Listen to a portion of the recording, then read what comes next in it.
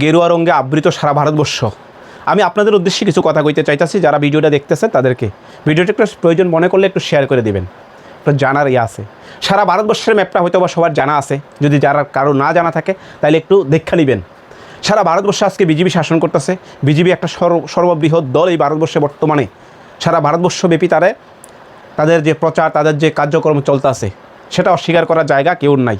হ্যাঁ, তবে একটা বিষয় তার মধ্যে আছে, আপনি ভারতবর্ষকে ভাগ করেন, ভারতবর্ষের চিন্তা ধারণা, ভারতবর্ষের মানুষের চিন্তা ধারণা, ওই জায়গার বিশেষ যে চিন্তা ধারণাগুলি আছে, ওই ধারণা কালচার যে, ওই ধারার সোশ্যাল স্ট্যাটাস, ওই জায়গার শিক্ষাকে আপনি করেন। আপনার জাতের আধারে বা ধর্মের আধারে বিভাগ না করে, সেটা যদি ধর্মের আধারে বিভাগ করেন অসুবিধা নাই, যেভাবে করেন অসুবিধা নাই, তবে বিষয় সেটা না। বিষয়টা আপনার ভারতবর্ষের ম্যাপটা দেখলে দেখবেন, তেলেঙ্গানা, কেরালা, তামিলনাড়ু, কর্ণাটকা, হিমাচল প্রদেশ, এই যে উন্নতি যে স্টেটগুলি আছে সেখানে কিন্তু বিজেপি নাই। সেখানে কিন্তু 95% কিন্তু হিন্দু।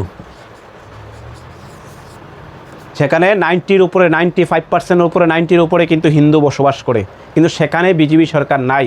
সেখানে বিজেপি একটা এমপি সিট, একটা এমএলএ সিট পর্যন্ত নাই সেখানকার। আপনার ম্যাপগুলি দেখেন, কারণ সেখানে তারা ধর্মে না, তারা কর্মে বিশ্বাসী। যেই রাজ্যগুলিতে আজকে শিক্ষার হার ভালো, সেখানে হিন্দু কিন্তু 90-95% হিন্দু, কিন্তু তারা বিজেপি সরকারকে একটা ভোটও দেয় না।